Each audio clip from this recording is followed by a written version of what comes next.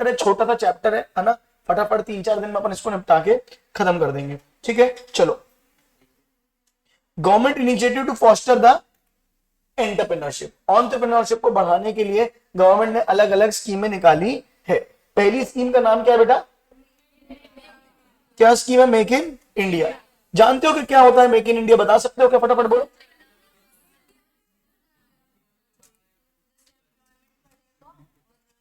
देखो क्या होता है मैं बता रहा हूं। एक चीज आपने हमेशा से देखी होगी, मेड इन इंडिया, और अब बोल रहे हैं मेक इन इंडिया। तो क्या मेड इन इंडिया और मेक इन इंडिया में कोई फर्क है? क्या फर्क है मेड इन इंडिया और मेक इन इंडिया? बताओ।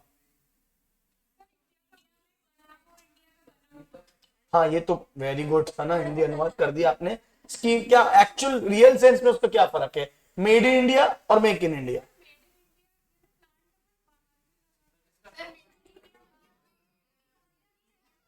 देखो मैं बता दूं, एक्चुअली में कोई बहुत ज्यादा फर्क नहीं है, थोड़ा सा डिफरेंस है, बता रहा हूं क्या है। मेड इन इंडिया कोई स्कीम नहीं है। जो भी गुड इंडिया में मैन्युफैक्चर हुआ उसको क्या बोलेंगे? Made in India. चाहे मेरी कंपनी है, इंडियन कंपनी है, इंडियन कंपनी इंडिया में बना रही है, जो भी इंडिया में मैन्युफैक्चर हो रहा है उसमें टैग क्या लगेगा बेटा? Made in India. लेकिन एक स्कीम चालू गई 2014 में, चालू की गई 2014 में मोदी गवर्नमेंट, मोदी जी के आने के बाद, make in India. Make in India क्यों चालू की गई? एक्चुअली में आज की डेट में सबसे बड़ा मैन्युफैक्चरिंग हब वर्ल्ड का कौन है? चाइना। चाइना वर्ल्ड का सबसे बड़ा क्या है बेटा? Manufacturing hub. वहां इतने बड़े बड़े प्लांट्स लगाए, इतने बड़े बड़े प्लांट्स लगाए कि बड़ी सी बड़ी चीजें कहां पे मैन्युफैक्चर होती है? चाइना में। मतलब छोटी से छोटी, बड़ी से बड़ी, पूरे वर्ल्ड का 25%, वर्ल्ड का 25% मैन्युफैक्चर कहां पे होता है बेटा? चाइना में। यहां तक कि तुमको बताऊं, 1990 तक, यानी 1990 तक वर्ल्ड का मात्र 3% कौन मैन्युफैक्चर करता था? चाइना। 1990 तक कितना मैन्युफैक्चर करता बेटा? 3%। आज 2020-22 में ये 25% से ज्यादा हो चुका है। तो ग्रोथ देख रहे हो कितनी फास्ट है। क्यों है फास्ट? एक प्रॉब्लम है, मतलब पहले क्या था, आज से कुछ साल पहले तक, मतलब इंडिया और चाइना में दोनों में एक कॉमन बात है। क्या कॉमन बात है? पॉपुलेशन, हाई पॉपुलेशन, दोनों की एक कॉमन बात है। 1990 तक बहुत गरीब देश था चाइना, आज वर्ल्ड की सेकंड लार्जेस्ट इकोनॉमी बन चुका है। मतलब कि कुछ साल पहले तक चाइना जो था वो इंडिया के ऑलमोस्ट बराबर था, या कहो एक स्टेप पीछे ही था। लेकिन उनने जो अपनी पॉलिसीज अपनाई, उनने जो 1990 से जो अपनी 1991 में हमारा भी रिवॉल्यूशन आया 93 में, उनका 1990 में आया। क्या बात समझ में आ रही है? वहां से हमने भी स्टेप्स बढ़ाए और उनने भी स्टेप्स बढ़ाए, लेकिन उनके स्टेप्स कई गुना ज्यादा तेज थे हमारे स्टेप से। क्या बात समझ में आ रही है? उनने अपनी पॉपुलेशन का जो यूटिलाइजेशन किया है, हमको लगता है कि बोलते हैं ना, वो कहावत है ना कि चाइना का माल चले तो शाम तक वरना चांद तक। क्या बात समझ में आ रही? मतलब कोई गारंटी वारंटी नहीं है चाइना के माल की, ऐसा बोला जाता है ना। तो हमारे दिमाग में ये इमेज है कि चाइना के प्रोडक्ट्स हमेशा खराब होते हैं, पर रियलिटी है नहीं है। चाइनीज कंपनी को तुम बोल सकते हो, लेकिन चाइना में हर बड़ी से बड़ी कंपनी की चीजें भी कहां पे मैन्युफैक्चर होती है? चाइना में। फोन है, आईफोन है, कहां की कंपनी है? एप्पल कहां की कंपनी है? यूएस की है, ठीक है, लेकिन इसका मैन्युफैक्चरिंग प्लांट कहां पे है? चाइना में। तुम देख लो, अगर आईफोन तुम्हारे पास है हाथ में, इसके पीछे लिखा होगा designed in California, made in China. मतलब इसका डिजाइन, इसका कॉन्सेप्ट, इसका आइडिया कहां का है? कैलिफोर्निया का है, लेकिन मेड इन कहां पे है? ये चाइना। मैन्युफैक्चरिंग कहां पे है? ये चाइना पे। उनने इतने बड़े बड़े अपने प्लांट लगा। अच्छा, वो क्यों ऐसे बढ़ गया इतनी तेज मैन्युफैक्चरिंग में? क्यों? क्योंकि उनने अपनी पॉपुलेशन का सही यूटिलाइजेशन किया। सबसे पहले तो उनकी पॉपुलेशन भी अनस्किल्ड थी, अनएजुकेटेड थी। उनने अनस्किल्ड पॉपुलेशन को स्किल्ड पॉपुलेशन बनाने में बहुत मेहनत करी। दूसरा, बड़े बड़े प्लांट लगाए, बड़े बड़े, मतलब इतने बड़े बड़े, इतनी हैवी कैपेसिटी के प्लांट लगाए कि तुम जो 1000 बनाते हो वो 1,00,000 बनाते हैं। और ऑब्वियस सी बात है, जब 1000 की जगह 1,00,000 बनाएंगे तो पर यूनिट कॉस्ट क्या हो जाएगी? कम हो जाएगी। के बाद समझ में आ रही है? इकोनॉमीज आएंगी, जिस कारण से मैन्युफैक्चरिंग हब बन गया कौन बेटा? चाइना। मोदी जी ने सेम कोशिश करी कि अब हमको क्या करना है? मैन्युफैक्चरिंग हब बनाना है। किसको? इंडिया को। तो हम तो इंडिया में बना ही रहे हैं, फॉरेन कंपनीज यहां पे माल पूरा बेचती है अपना। क्यों बेचती है यहाँ पे अपना? क्योंकि यहाँ पे सबसे बड़ा मार्केट है। बोलो हाँ या नहीं? है ना? सारी कंपनीज के लिए एक बहुत अट्रैक्टिव मार्केट है कौन बेटा? इंडिया। लेकिन वो लोग अपना मैन्युफैक्चरिंग प्लांट यहाँ नहीं डालते, वो मैन्युफैक्चरिंग प्लांट चाइना में डालते हैं, फिर यहाँ पे आके इंपोर्ट करके बेचते हैं, मतलब हम लोग को इंपोर्ट ड्यूटी दे देते हैं बस, लेकिन यहाँ पे मैन्युफैक्चरिंग प्लांट नहीं डालते। अच्छा, मैन्युफैक्चरिंग प्लांट अगर वो लोग डालने लगेंगे तो क्या होगा? ऑब्वियस सी बात है, यहाँ पे एम्प्लॉयमेंट आएगी। बोलना बच्चे। तो हमने एक बनाया मेक इन इंडिया, जहां हमने सबको, पूरे वर्ल्ड के लोगों को बोला कम मेक इन इंडिया। इंडिया के साथ प्रॉब्लम क्या है, क्यों लोग इंडिया में नहीं करते और चाइना में करते हैं? इंडिया की पॉलिसीज। क्या बात समझ में आ रही है? इंडिया में बिजनेस करना बड़ा मुश्किल है बेटा। यहाँ पे सरकारी नियम कानून पंचायतें इतनी ज्यादा थी कि आदमी कम से कम चक्कर ही चक्कर, वो ऑफिस ऑफिस आता था ना मुसद्दी लाल वाला, है ना, वही चक्कर हो जाए, आदमी गोल गोल गोल गोल घूमते रह जाए, कमा कुछ ना पाए। ठीक है क्या? और इंडिया में बिजनेस रन करना, यहाँ का टैक्सेशन सिस्टम, यहाँ का थोड़ा प्रोसीजरल सिस्टम बहुत थोड़ा कॉम्प्लिकेटेड है, और करप्शन तो हम सब जानते ही हैं। तो इसीलिए ये एक स्कीम बनाई गई मेक इन इंडिया के नाम से, ताकि लोग क्या करें, यहां पे आके अपनी बाकी कंपनीज भी क्या करें, यहां पे आके अपना मैन्युफैक्चरिंग प्लांट डालें। ठीक है, ताकि हमारा इंडिया भी क्या बन सके, मैन्युफैक्चरिंग हब।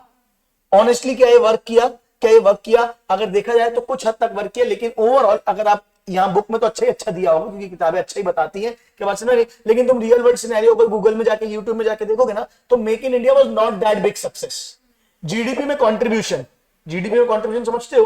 प्राइमरी सेक्टर कितना जीडीपी देता है हमारे देश को, टर्शरी सेक्टर कितना देता है, और सेकेंडरी सेक्टर कितना दे रहा है। उसी हिसाब से मैन्युफैक्चरिंग कितना कंट्रीब्यूट कर रहा है जीडीपी में, ये कम था, और कोई बहुत ज्यादा ग्रोथ इसमें दिखी, मतलब शुरू में दिखी इनिशियल में, फिर वापस डाउनफॉल ही आ गया। बात समझ में आ रही क्या? तो अगर रियल सेंस में बात करें तो कोई बहुत ज्यादा फर्क होता हुआ हमको दिखा नहीं है। अभी जब से क्या हुआ, ये वॉर चली है किसकी? Ukraine Russia. अब ये जब देश बट रहे हैं, इसमें हम फायदा उठा सकते हैं। जब कोविड आया, कोविड में सब लोग एंटी चाइना हो गए थे।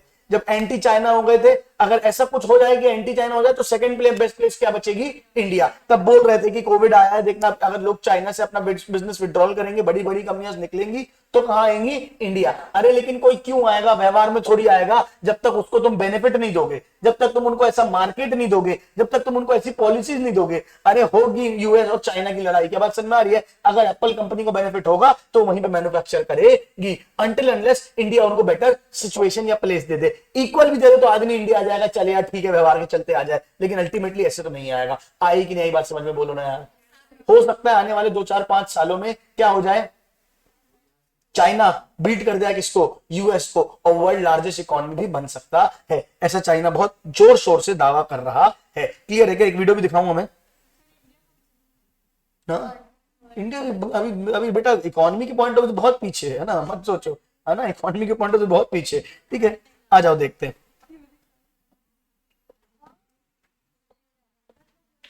स्कीम का नाम क्या है बेटा? वो शेर वाला लोगो था उसका, देखा था ना मोदी जी ने आके उद्घाटन किया, चलता हुआ शेर। ठीक है, make in India, business from across the globe and not merely the America's consider Make in India as a breakthrough policy of the new India. The Make in India program was launched in September 2014. Modi ji 14 में बने और सितंबर 2014 में launch कर दिया, after Modi government came to power. As national program, the Make in India initiatives is aimed in transforming India into global manufacturing hub. मुद्दा क्या है कि इसको global manufacturing hub बनाया जाए, and contained a raft proposal to attract investments from both local and foreign corporate houses. यहां के भी और बाहर के भी फॉरेन हाउसेस यहां पे आए, ताकि यहां पे वो लोग क्या करें, अपना मैन्युफैक्चरिंग हब बनाए।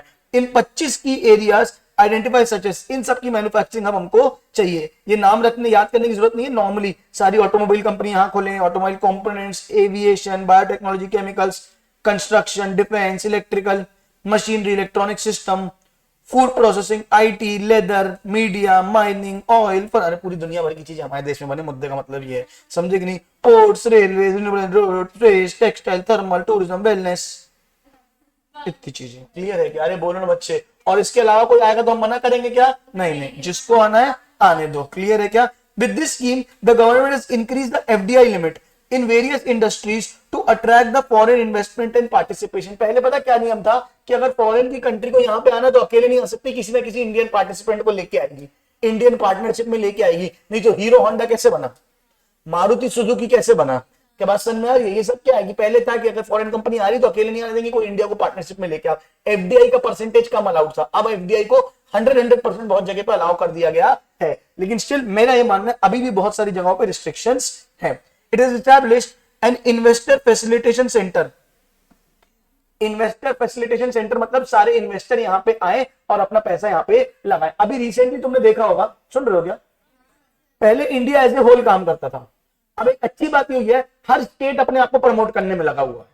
गुजरात में अलग इन्वेस्टर सबमिट होता है, एमपी में अलग इन्वेस्टर सबमिट होता है, हर स्टेट लगा है ना, और अपनी अपनी एड बना ना, कुछ दिन तो बिताओ गुजरात में, कुछ दिन यहाँ पे आओ, कुछ दिन है ना मध्य प्रदेश देखो, हिंदुस्तान का दिल देखो, टूरिज्म भी सब अपना अपना प्रमोट कर रहे हैं। At the same point of time investors को भी सब अपने अपने तरीके से लुभाने की कोशिश कर रहे हैं। ये एक अच्छी बात है। अगर एमपी अपना करेगा, गुजरात अपना करेगा, यूपी अपना करेगा, तो अल्टीमेटली पैसा कहां पे आएगा, इंडिया में ही आएगा ना। लेकिन कलेक्टिवली एफर्ट लगेगा, सेंट्रल गवर्नमेंट एक अकेली एफर्ट लगाएगी और इतने सारे स्टेट अपने अपने एफर्ट लगाएंगे, तो क्या होगा, क्यूमुलेटिव पावर हमारे देश में आएगी। नहीं आ रही कि आ रही बात सर में बोलो यार, नहीं आई क्या आई क्या? हाँ, फायदा पोर्ट्स वाले स्टेट्स को ही है, क्योंकि वहां पे क्या है, समुद्र है तो आना जाना आसान है। लेकिन स्टिल एमपी में इन्वेस्ट करने के लिए, अगर फॉर एग्जांपल मान लीजिए एमपी एक बैकवर्ड स्टेट है, किसी फॉरेन कंपनी को लगता है कि यहां पे मैं क्या कर सकता हूं, अपना ये वाला बिजनेस प्रोसेस डाल सकता हूं, क्योंकि यहां पे बहुत ज्यादा ग्रोथ के चांसेस हैं। याद रखना, बैकवर्ड और पॉपुलेशन हमारी स्ट्रेंथ है, हमारी वीकनेस नहीं। बहुत सालों तक हम अपनी पॉपुलेशन को क्या समझते रहे, वीकनेस। फिर जब चाइना ने उसको अपनी एज स्ट्रेंथ लिया तो लगा रहे नहीं नहीं हमारी भी स्ट्रेंथ है, हमारी भी स्ट्रेंथ है। क्या बात समझ में आ रही है? तो हमने हमेशा से पॉपुलेशन, अच्छा पॉपुलेशन स्ट्रेंथ कब बनती है, जब उसके पास दो चीजें, एक वर्कफोर्स, एक क्या हो वर्कफोर्स है ना, और दूसरी पेइंग कैपेसिटी। क्या बात समझ में आ रही है? गरीब पॉपुलेशन की किसी को नहीं पड़ी, ये बात सच है। अगर सब गरीब है, किसी के पास पैसा ही नहीं है, पेइंग कैपेसिटी नहीं है, तो कोई क्यों खोलेगा अपने देश में यहाँ पे आकर? तो आप पैसे नहीं है चिंदियों है ना, कौन यहाँ पे तुम्हारा हमारा बिजनेस खोलेगा? यहाँ पे कोई खरीदने नहीं आएगा। बोलो हाँ या नहीं? तुमको मैकडोनल्ड्स खोलना है, जाके खोल लो गांव में मैकडोनल्ड्स। मैकडोनल्ड्स खाएंगे, बोलेंगे क्या ब्रेड में आलू की टिक्की लगा के दे रहे हो, हमको नहीं खानी है ना, इतनी महंगी रहने दो यहाँ से। क्या बात समझ में आ रही है? तो अल्टीमेटली क्या चाहिए, पेइंग कैपेसिटी चाहिए। क्या बात समझ में आ रही है? अगर आपके पास पेइंग कैपेसिटी है तो आपको पॉपुलेशन आपकी स्ट्रेंथ है। दूसरी नहीं है पेइंग कैपेसिटी, कोई बात नहीं, वर्कफोर्स होना चाहिए। वर्कफोर्स मतलब कि काम करने के लिए पॉपुलेशन, मेजोरिटी पॉपुलेशन बुढ़ी है, सब बूढ़े घूम रहे हैं यहाँ वहां। क्या बात समझ में आ रही है? ये मेजोरिटी पॉपुलेशन कौन है, बच्चे हैं 15 साल से नीचे के है ना, सब जमीन में रहेंगे, चलने वाले हैं ही नहीं, काम करने वाले हैं ही नहीं। तो अल्टीमेटली क्या होगा, क्या ये हमारे देश में मैन्युफैक्चरिंग में या जीडीपी में कोई ग्रोथ करेगा? क्या दोनों दोनों बोलना नहीं चाहिए, लेकिन दोनों जन क्या है, लाइबिलिटी है, एक बड़ी एज भी और एक छोटी एज भी। अच्छी बात यह कि अब हमारी जो मेजर पॉपुलेशन है वो कौन सी है बेटा, यूथ है। अच्छा हमेशा रहेगी क्या? एक ही बात याद रखना, अभी जो इंडिया ग्रो कर रहा है ना, जो बोलते हैं कि यार मोदी गवर्नमेंट आ गई है तो ग्रो कर रहा है, बीजेपी आ गई तो ग्रो कर रहा है, सच बात यह है बीजेपी आए, कांग्रेस आए, आम आदमी पार्टी आए, दुनिया की कोई पार्टी आ जाए, इंडिया का ग्रो करना तय है। क्यों ग्रो करना तय है मुझे बताओ? बीजेपी आया कांग्रेस, क्या तुम काम करना बंद कर दोगे? क्या तुम अपने आप को बेटर लाइफ देने के लिए मेहनत नहीं करोगे? क्या मैं अपने आप को बेटर लाइफ देने के लिए मेहनत नहीं करूंगा? हम सब यूथ हैं, हम सब कहीं ना कहीं क्या करेंगे, अपनी वेलबींग के लिए काम करने की कोशिश करेंगे। और जब हम अपनी वेलबींग के लिए काम करेंगे तो अल्टीमेटली किसकी वेलबींग के लिए काम होगा, देश की वेलबींग के, जेडीपी की वेलबींग के लिए। क्या बात समझ में आ रही है? पॉइंट ये है, गवर्नमेंट तब अच्छी कहलाएगी कोई सी भी जब वो क्या करे, हमको इस ग्रोथ में हमारी मदद करे। जो हम 10% खुद से ग्रो कर रहे हैं, गवर्नमेंट बीच में हिंड्रेंसेस ना लाए, गवर्नमेंट हमको 40% से ग्रो करने में मदद करे। जब हम 40% से ग्रो करेंगे तब माना जाएगा कि हाँ यार गवर्नमेंट ने क्या किया, सपोर्ट किया। बात समझ में आ रही है? हम जितनी स्कीमें, अभी पिछले चैप्टर में हमने स्कीमें पढ़ी कि नहीं पढ़ी? क्या स्कीमें पढ़ी कि भैया इतना पैसा दिया, इतना पैसा दिया, अरे सही में दो यार। बात समझ में आ रही है? आसान बनाओ काम, कागजों में मत करो, रियल में करो। क्या बात समझ में आ रही है? अगर मान के चलो मैं एक स्टार्टअप हूं, मेरे को बिजनेस करना है, तो मेरे लिए कंप्लायंसेस कम करो। मेरे को ये सब मत करो कि यहाँ का जाके जाओ नगर निगम से गुमास्ता बना के लाओ, फिर यहाँ ये बना के लाओ, फिर वो वहां बना के लाओ। मैं कोचिंग इंडस्ट्री चलाता हूँ, आज से 1 साल पहले तक परेशान मैं खुद रहता हूँ। क्यों परेशान रहता हूँ पता है? कहीं नगर निगम का ये कागज नहीं है, किसी दिन नगर निगम आ जाएंगे वो कागज नहीं है। अरे भाई मिसाइल बना रहा हूँ क्या मैं? बात समझ में आ रही? ले लो 5 साल में एक बार पैसा ले लो, कोई दिक्कत नहीं है पैसे की। कैसे होता है पता है? रॉकी सर ने भी एक वीडियो डाला दे, देखना अपने इंस्टाग्राम में। कैसे करते हैं इन लोग, नगर निगम का एक डॉक्यूमेंट बनता है कोई भी बिजनेस करने के लिए। हमारा एक डॉक्यूमेंट बना, अब क्या है, फॉर एग्जाम्पल मान के चलो बना 25 फरवरी को। कब बना? अब 25 फरवरी के बाद 1 साल के बाद उसको रिन्यू कराना है, तो अगली तारीख कब आएगी? 25 फरवरी। क्या बात समझ में आ रही है? अब मेरा जन्मदिन तो है नहीं 25 फरवरी को, मेरे को याद रहेगा। गवर्नमेंट का कोई एक ऐसा प्रोसेस होना चाहिए जहां से मुझे रिमाइंडर आए। प्राइवेट कंपनी आपको ये तक रिमाइंड करती है, लो आपका फोन का रिचार्ज खत्म होने वाला, रिचार्ज कर लो, करती है? तो क्या नगर निगम की तरफ से या गवर्नमेंट की तरफ से ये नहीं आना चाहिए कि हाँ भैया ये आपका 1 साल का आपकी ये वैलिडिटी खत्म होने वाली है, आपका ये था और आप ये कर लो रिचार्ज, और बढ़िया मैं अपना फोन उठाऊं और पेमेंट कर लूं, खत्म कर लूं काम, इतना आसान होना चाहिए। लेकिन ऐसा होता नहीं है। 25 तारीख को आ जाए, अगली 25 तारीख को कुछ नहीं होगा, 25 तारीख तक कोई कोई नोटिस नहीं, कोई डॉक्यूमेंट नहीं, कुछ नहीं, सब चलता रहेगा। फिर 25 के बाद से ऐसा होता है कि अगर 1 महीने तक आपने पे नहीं किया तो 20% पेनल्टी, 2 महीने तक पे नहीं किया तो 50% पेनल्टी, और 3 महीने तक पे नहीं किया तो 100% पेनल्टी, मतलब डबल पैसे लगेंगे। अब ये लोग नालायक सीधे 3 हफ्ते 3 महीने बाद आएंगे कि भैया आपने नहीं कराया है और आप क्या करो, डबल पैसे दे दो। अब प्रॉब्लम ये है कि डबल पैसे, अब चल मैं दे सकता हूं, अब ये भी इसके लिए 25 प्रोसेस, उसमें भी बीच में करप्शन कि भैया एक काम करो, इतना ले दो, दे दो तो हम क्या कर देंगे, आपका काम सिलटवा देंगे, ऐसा कर देंगे, वैसा कर देंगे। कौन देगा डबल पैसा? बात समझ में आ रही? अगर यही आज हम इतनी टेक्नोलॉजी करते हैं, बोलते हैं हमारे देश का सबसे बड़ा यूपीआई है, तो लगाओ ना पूरे गवर्नमेंट सिस्टम्स को उसमें।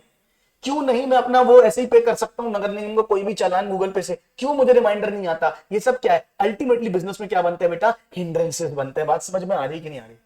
अरे बोल यार। दूसरा बड़ा हिंड्रेंस हमारे देश में क्या है बताओ, जो आजकल सबसे ज्यादा चल रहा है, सबसे ज्यादा क्या चल रहा है? करप्शन तो चलो हमेशा से ही है ना, वो तो है ही, अब तो कहो कंपेरेटिवली कम ही हुआ है, क्लियर ही हुई है चीजें। लेकिन क्या सबसे बड़ी प्रॉब्लम है? डिवाइड एंड रूल जो हमारे देश में खेला जाता है, सबसे बड़ी प्रॉब्लम ये है। डिवाइड एंड रूल सबसे पुरानी पॉलिसी, लेकिन अभी ये देखना बहुत ज्यादा हो गया।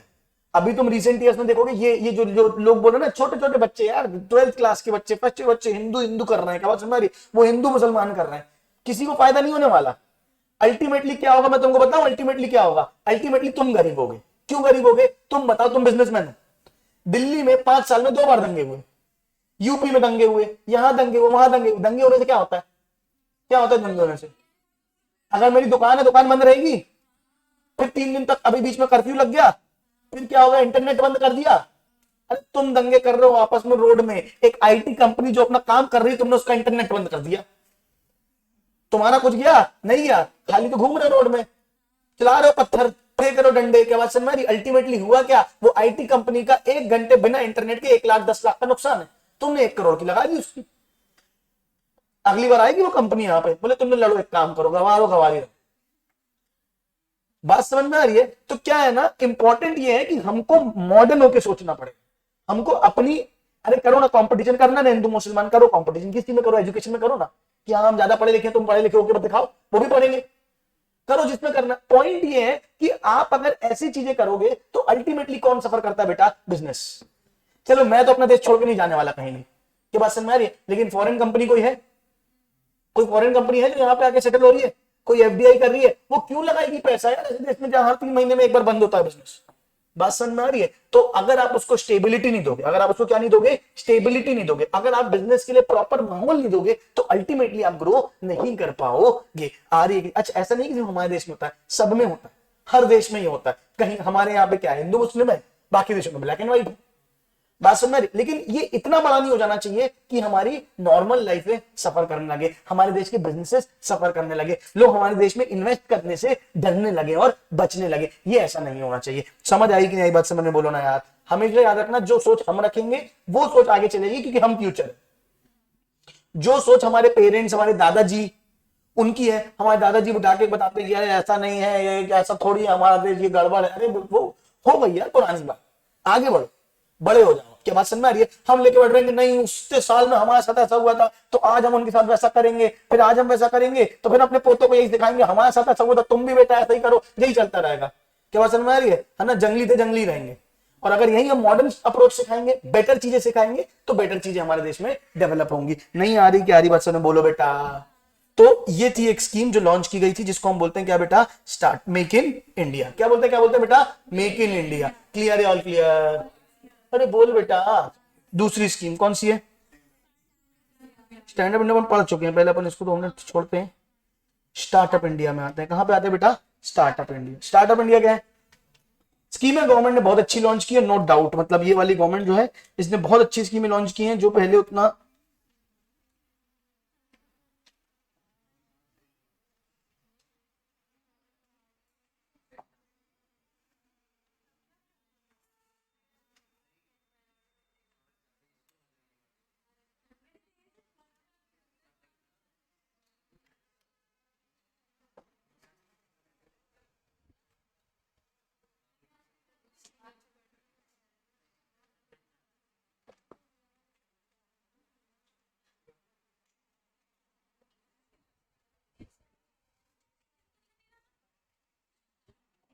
मेरी क्लास कितने बजे तक है?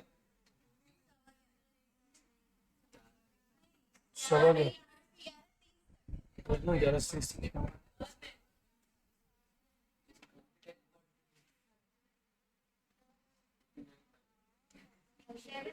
चलो आ जाओ। क्या है बेटा? Action plan for startup India. Startup India क्या था, क्या है, समझ में आ रहा है नाम से?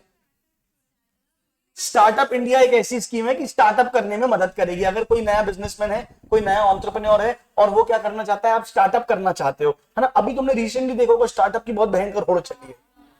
चलिए, क्या होता है स्टार्टअप, अच्छा ये बताओ। क्या नई दुकान खोल लेना स्टार्टअप है?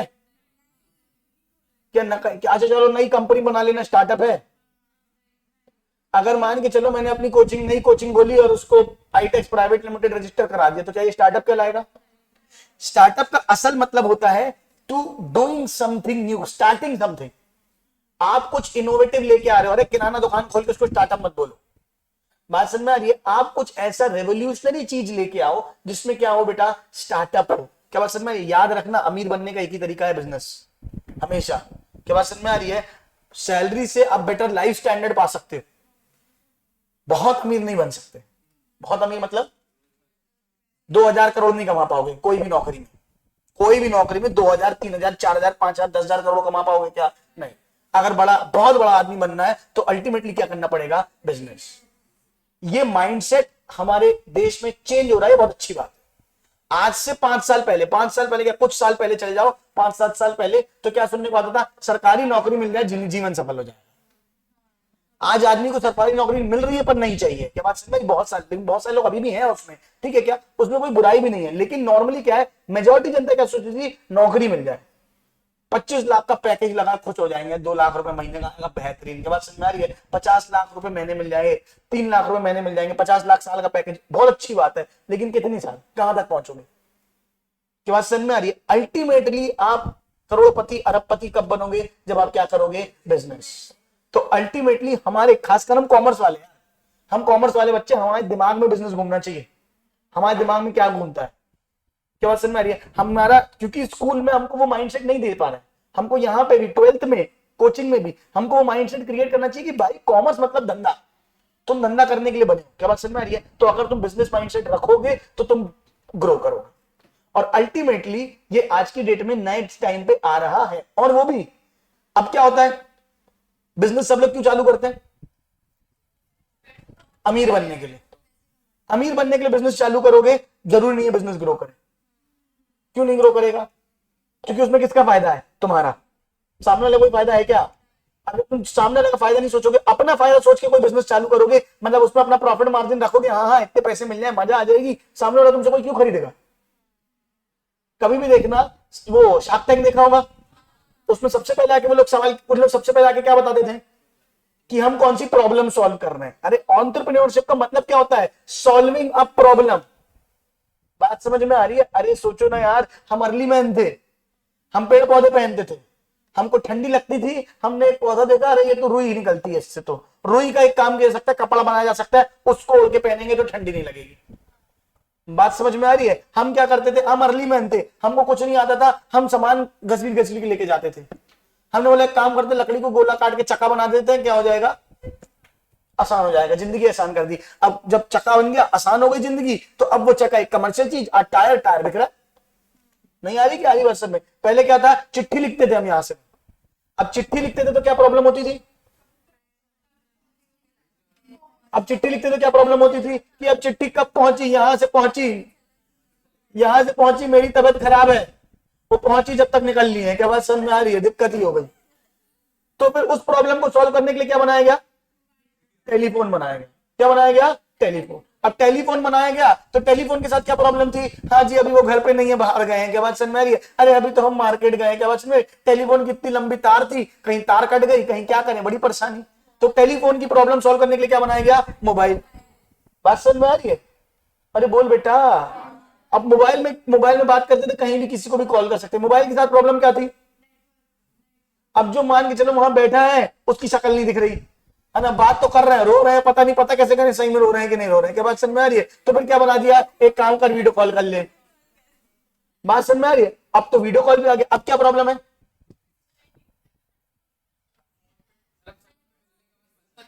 अब क्या प्रॉब्लम है बताओ?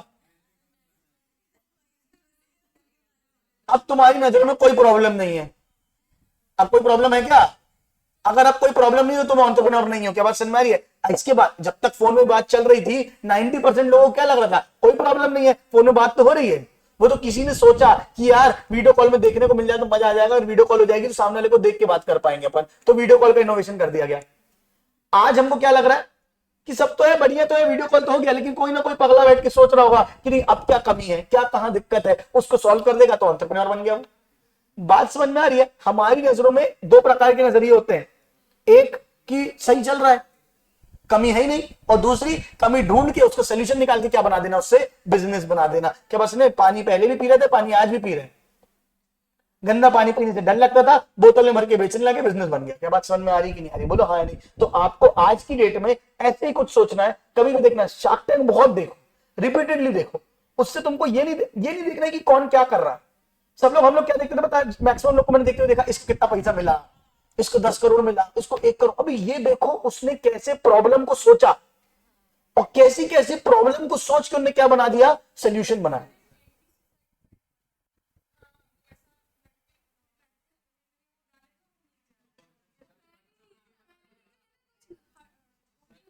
लेकिन तो फिर पंखे के अलावा कोई और तरीका नहीं है सुसाइड करने का दुनिया में। हाँ, देखते वो बना दिया। तो पॉइंट समझ में आ रहा है तुमको कि हमको अगर बिजनेस करना है, हमको अगर बिजनेस, जैसे मैं पढ़ा रहा हूं, अब मैं पढ़ा रहा हूं, मैं नॉर्मल पढ़ा रहा हूं, अगर मैं इसमें कोई इनोवेशन सोच पाऊं कि यार ये कर देंगे तो बच्चों के लिए ये अच्छा हो जाएगा, तो अल्टीमेटली मैं क्या हो जाऊंगा, द ओनली वन हो जाऊंगा। अभी मेरे जैसे 100 टीचर और बैठे हैं। बात समझ में आ रही है? तो मैं एंटरप्रेन्योर नहीं हूं, मैं एक नॉर्मल टीचर हूं। क्या बात समझ में? मैं एंटरप्रेन्योर कब हो जाऊंगा? जब मैं कुछ ऐसा कर दूं जो मैं तुम्हारी प्रॉब्लम ऐसी सॉल्व कर दूं जिसका ऑलरेडी सोल्यूशन मार्केट में नहीं है। बात समझ में आ रही कि नहीं आ रही? मतलब मैंने किसी, पहली बार जब किसी टीचर को देखा कि यार ये टीचर ना, मतलब इस टीचर से तो कुछ भी बोल सकते हैं यार, तो इतना मजाक कराते हैं क्लास में, तो मेरे को मजा आ गई। मैंने कहा हाँ यार ऐसी टीचर बनना है, और मैंने कोशिश करी वैसी टीचर बनने की, और मैं वैसे कहीं ना कहीं हम लोग सब लोग बनने की कोशिश कर रहे हैं, लेकिन ये पुराना हो गया ना।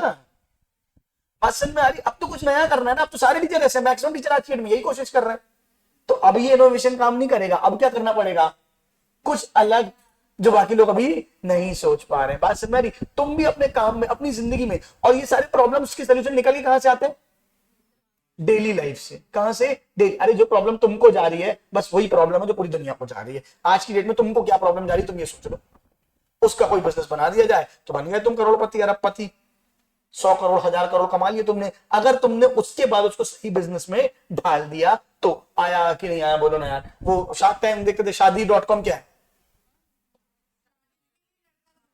हाँ हाँ मुझे पता है शादी.com क्या है, बता, अभी शादी के लिए लड़का ढूंढो, oh my God, such an innovative idea, oh my God.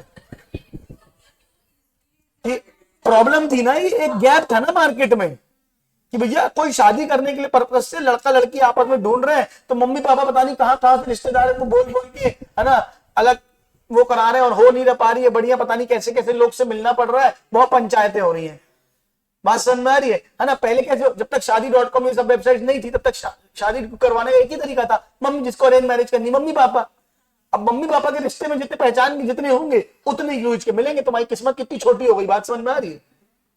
और वो भी मम्मी ने उसको बोला, फिर वो चाची को बोलेंगी, फिर वो मासी को बोलेंगी, फिर वो दादी को बोलेंगी, फिर बोलेंगे हाँ हमारे पहचान का लड़का है, उसका बायोडेटा भेजो, है ना, 4-5 में एक सिलेक्ट कर लो, दुनिया खत्म। अभी भी होता है, लेकिन अब ये इनोवेटिव आइडियाज आ गए ना हमारे यहाँ, अभी एक्सेप्ट नहीं हुआ है। आगे चल के ये क्या हो जाएगा, और एक्सेप्टेंस धीरे धीरे आता चला जाएगा। नहीं आ रही? क्या आ रही है? तो स्टार्टअप इंडिया ने क्या किया, स्टार्टअप इंडिया ने क्या किया, अभी सुन रहे हो? स्टार्टअप्स को एनकरेज करने के लिए उसने ये स्कीम चालू करी, जिसको हम बोलते हैं क्या बेटा, स्टार्टअप इंडिया। यहां इसने सबसे पहले काम किया, सिंप्लीफाई किया काम को। क्या किया? सिंप्लीफाई। आज अगर आपको स्टार्टअप शुरू करना है तो उसका रजिस्ट्रेशन प्रोसेस, उसका पूरा बिजनेस मॉडल, जो मैं बोल रहा था ना कि हमारे प्रोसेसेस को आसान करो, उस प्रोसेसेस को आसान करने के लिए स्कीम बनाई गई, जिसको हम बोलते हैं स्टार्टअप इंडिया। ठीक है, फर्स्टली गवर्नमेंट ने सेटअप स्टार्टअप इंडिया हब्स। क्या बनाए हैं? Startup India hubs. Where all the works related to incorporation, registration and grievance handling, कोई भी दिक्कत जाएगी तो आप कर सकते हो। ठीक है क्या, इसमें देखते हैं। और गवर्नमेंट क्या देने वाली है, फाइनेंस सपोर्ट देने वाली। क्या देने वाली है, फाइनेंस सपोर्ट। फाइनेंस सपोर्ट मतलब फंडिंग चाहिए गवर्नमेंट देगी, फंडिंग चाहिए गवर्नमेंट नहीं दे रही, तुम्हें वीसी से मिलवाएगी। किससे मिलवाएगी, वीसी। वीसी बोले तो वेंचर कैपिटलिस्ट। कौन कौन, वेंचर कैपिटलिस्ट। वेंचर कैपिटलिस्ट कौन होते हैं, वही शार्क टैंक वाले शार्क्स की आवाज समझ में आ रही है, जो आपके धंधे में पैसा लगाएंगे। गवर्नमेंट बहुत सारी सबमिट्स कराती है जहां पे इन्वेस्टर आते हैं अपना पैसा लगाने के लिए, और स्टार्टअप्स वाले आते हैं अपनी स्टार्टअप पिच करने के लिए। क्या बात समझ में आ रही है। ये शार्क टैंक तो एक बार पहली बार टेलीविजन में हुआ, पर ये चला हमेशा से आ रहा है। गवर्नमेंट, प्राइवेट, बहुत सारे लोग अलग अलग ये कराते रहते हैं। नहीं आ रहा है कि आ रहा, फटाफट बोलो, बोलो बच्चों। सरकार ने और क्या मदद दी, इनकम टैक्स। 5 साल तक इनकम टैक्स फ्री। क्या बात समझ में आ रही, 3 साल की 5 साल, तो इनकम टैक्स आपको नहीं लगेगा अगर आप क्या कर रहे हो, स्टार्टअप हो तो। 5 साल है जहां तक इनकम टैक्स का मुझे याद आ रहा है। ठीक है, तो क्या क्या बेनिफिट्स मिलेंगे, financial benefit, income tax benefit, registration benefits, government tenders. Government tender बोले तो सरकारी टेंडर जो खुलते हैं, हर किसी को सरकारी टेंडर चाहिए होता है। क्यों, क्योंकि उसमें पैसा फिक्स मिलना ही मिलना है, नुकसान होने के चांसेस बहुत कम होते हैं। सुन रहे हो कि नहीं। तो अभी तक पता है सरकारी टेंडर कैसे खुलते हैं, या खुलते थे, अभी भी मेजोरिटी ऐसे खुलते हैं कि फॉर एग्जाम्पल रोड या ब्रिज बनवाना है, तो एक ऐसी कंपनी जो पिछले 20 साल से, मतलब पहले एलिजिबिलिटी होती है, बिडिंग करते हैं सब लोग अपना अपना, क्या टेंडर भेजते हैं। टेंडर भेज कौन सकता है, जो कम से कम पिछले 20 साल से इस बिजनेस में हो, जिसने कम से कम इतने साल का उसको एक्सपीरियंस हो, कम से कम इतना बड़ा उसका क्या हो, टर्नओवर हो, कम से कम इतनी बड़ी उसकी क्या हो, कैपिटल हो। वही कंपनियां क्या कर सकती है, अप्लाई कर सकती है। गवर्नमेंट टेंडर्स में ऐसा होता है। अब ऑब्वियसली बात है, कौन अप्लाई करेगा, बड़ी कंपनी, पुरानी कंपनी, स्टार्टअप्स को मौका नहीं मिलेगा। अब सरकार ने थोड़ा सा पॉलिसी चेंज की है, लेकिन हर जगह में चेंज कर सकते हैं क्या। अब मान के चलो, बोला ये जो फ्लाईओवर बन रहा है उसमें बोल दिया कोई बात नहीं स्टार्टअप भी आ जाओ, ऐसा बनाया बड़बड़ा के 2-3 महीने में गिर गया, कोई भरोसा है क्या, है ना। तो जहां पे कॉम्प्रोमाइज नहीं किया जा सकता, जहां पे एक्सपीरियंस की जरूरत है, वहां गवर्नमेंट एक्सपीरियंस मांगेगी। लेकिन उसके अलावा जहां गवर्नमेंट को लगता है कि हाँ यहाँ पे ये काम स्टार्टअप भी कर सकते हैं, तो गवर्नमेंट आजकल टेंडर्स दे रही है। किसको, स्टार्टअप्स को। नहीं आ रहा है कि आ रहा है। Huge networking opportunities. Networking opportunity मतलब गवर्नमेंट सबमिट कराती है, सारे स्टार्टअप वाले आओ, इन्वेस्टर्स आओ, आपस में मिलो। जब आपस में मिलोगे तो एक दूसरे आइडियाज क्या करोगे, शेयर करोगे, कॉम्बिनेशन बनाओगे, मर्जर्स करोगे। क्या बात समझ में आ रही है। हो सकता है तुमको कोई फंडिंग देने वाला मिल जाए, कोई ऐसा इंसान मिल जाए तुम्हारे बिजनेस को कर ले, एक्वायर कर ले। आ रहा है कि नहीं आ रहा है, फटाफट बोलो। अरे बोल बेटा। तो ये है बेनिफिट्स किसके, स्टार्टअप इंडिया। किसके बेटा, स्टार्टअप इंडिया। आओ तुम्हारी किताब में क्या लिखा है, वही सब लिखा है और क्या। फाइनेंशियल बेनिफिट्स,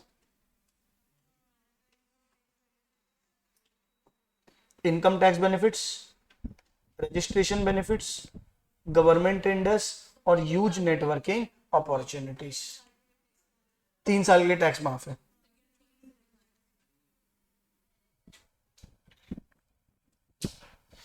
नहीं आया कि आया। Some vital points pertaining to Startup India. Startup India Hub. Startup India Hub is one stop platform for all stakeholders in startup ecosystem to interact amongst each other, exchange knowledge and form successful partnerships in highly dynamic environment। क्या बात समझ में आ रही है। अब startup India एक hub है, वहां मुझे किसी चीज की जरूरत है, किसी और स्टार्टअप की, तो मुझे वहां से मिल जाएंगे। किसी और स्टार्टअप को मेरी जरूरत है तो मैं उसको वहां पे मिल जाऊंगा। ये स्टार्टअप इंडिया हब है। क्लियर है कि नहीं, बताओ फटाफट। अरे बोल बेटा। दूसरा क्या है, investors adding value to the startups. Investors particularly venture capitalist, बोलते हैं ना यूनिकॉर्न कंपनी बन गई, यूनिकॉर्न कंपनी बन गई। हाँ जी पढ़ा। क्या होता है यूनिकॉर्न कंपनी, बताओ कितना। 1 मिलियन बिलियन डॉलर, कितने हजार करोड़, कितने करोड़, 100 करोड़ से ऊपर की कंपनी क्या बन जाती है, यूनिकॉर्न कंपनी। क्या बात समझ में आ रही है। अब देखो हमारे देश में अभी एक और चल रहा है लफड़ा, क्या, यूनिकॉर्न कंपनी बन जाना ही को हम सक्सेस बोल दे रहे हैं। अरे यूनिकॉर्न कंपनी बन गई, यूनिकॉर्न कंपनी बन गई। यूनिकॉर्न कंपनी कब बनती है, फंडिंग मिल गई, 100 करोड़ से बड़ी कंपनी हो गई। कौन सी कंपनी हो गई, यूनिकॉर्न। चले भी तो उसके बाद प्रॉफिट मेकिंग में भी तो आए। क्या बात समझ में आ रही है। जितनी यूनिकॉर्न कंपनियां बनी उसमें आधी तो बंद हो रही है। बात समझ में आ रही है। मेजॉरिटी लॉस मेकिंग है, प्रॉफिट में कोई आ ही नहीं पा रहा है। क्या बात समझ में आ रही है। प्रॉफिट मेकिंग यूनिकॉर्न कंपनी बनाना मुश्किल है ना। तो अभी क्या कम से कम चलो यूनिकॉर्न कंपनी बन रही है, 100 101 बन गई है, 101 यूनिकॉर्न बनी। अभी 105 हो गई होगी रिसेंट डेटा, ठीक है। कुछ टाइम पहले तक 101 थी, 2-3 महीने पहले तक ही, है ना। फिजिक्स वाला 101 था, अब उसके बाद 3-4 और बन गई, मतलब देख रहे हो एकदम आलू भिंडी जैसे। क्या बात समझ में आ रही है ना। तो फंडिंग मिलना बड़ी बात नहीं है, फंडिंग को यूज करके उसको सक्सेस बना पाना। क्या बात समझ में आ रही है। ओला लॉस में है, उबर लॉस में है, ठीक है, जोमेटो लॉस में है। क्या बात समझ में आ रही है। ये जितनी बड़ी कंपनी हम देख रहे हैं ना, ये अल्टीमेटली सब क्या है, लॉस में। अभी इनके पास क्या है, एक बहुत बड़ा क्वेश्चन मार्क है, अनअकैडमी लॉस में ही है, ठीक है क्या। तो ये सब क्या है, बायजूस लॉस में है। तो अभी ये सबको क्या है, अल्टीमेटली इनके सामने टारगेट है, इनको फंडिंग तो मिल गई है, अब इसको क्या बनाना है, इनको प्रॉफिट मेकिंग बनाना है। बात समझ में आ रही है कि नहीं आ रही, बोलो ना। अच्छा, एडटेक कंपनीज के बारे में तुमने एक चीज देखी, एडटेक कंपनी समझते हो ना, एजुकेशनल टेक, जैसे फिनटेक होता है, पीडब्ल्यू इज एडटेक्स, बायजूस इज एडटेक्स, और क्या है तुम्हारा अनअकैडमी, ये सब एडटेक कंपनीज है। बात समझ में आ रही है। एजुकेशन एंड वेदांतु, ये सब क्या है, education and technology, education and technology. ये सब ने क्या किया, कहीं ना कहीं ऑनलाइन क्लासेस को सपोर्ट किया। हाँ बोलो ना। अब घूम फिर के सब लोग कहां पे आ रहे हैं, फिजिकल मार्केट। कोई भी कंपनी पकड़ लो, अनअकैडमी ने अपना सेंटर खोल लिया है, कहां पे, कोटा में। क्या बात समझ रही, बायजूस तो पूरे देश भर में, यहाँ मतलब पूरे देश भर में भी ना, इकलौता यहीं पहले उनने ढूंढ के जबलपुर थोड़ी चुना है, क्या ना कि पहला जबलपुर में खोलेंगे, ठीक है। मतलब देखो, बायजूस सब जगह खुल गया। क्या बात समझ में आ रही है। बायजूस ने आकाश को टेक ओवर कर लिया। क्या बात समझ में आ रही है। अब सब जगह क्या चल रहा है, आकाश भी जो है वो बायजूस ही है, क्लियर है क्या। फिजिक्स वाला अभी तक ऑनलाइन था, कोटा में क्या खोल लिया, ऑफलाइन इंस्टीट्यूट खोल लिया। क्या बात समझ में आ रही है। अनअकैडमी ने कोटा में क्या खोल लिया, ऑफलाइन इंस्टीट्यूट। तो एजुकेशन जो ऑनलाइन गया था, वो घूम फिर के वापस से कहां आ रहा है बेटा, ऑफलाइन। क्या बात समझ में आ रही है। क्योंकि कहीं ना कहीं एक लॉजिक हमको ये लगाना चाहिए, हम कहां से चीजें बोरो करते हैं, वेस्ट से। मतलब हम मेजॉरिटी चीजें कहां से एक्वायर करते हैं, वेस्ट से। क्या बात समझ में आ रही है। वहां एजुकेशन ऑनलाइन बहुत कुछ हो गया है, लेकिन स्टिल बहुत कुछ अभी भी क्या है, ऑफलाइन ही है। कॉलेजेस वगैरह सब कुछ क्या है, स्कूल्स वगैरह या पूरी पढ़ाई मेजॉरिटी क्या है, ऑफलाइन ही है। बात समझ में आ रही है। तो अभी बहुत टाइम है वापस से ऑनलाइन जाने में। ऑनलाइन वाले लॉस मेकिंग घुमा घुमा के वापस से सब कहां पे आ रहे हैं, ऑफलाइन में ही आ रहे हैं। आई कि नहीं, बात में फटाफट बोल दो।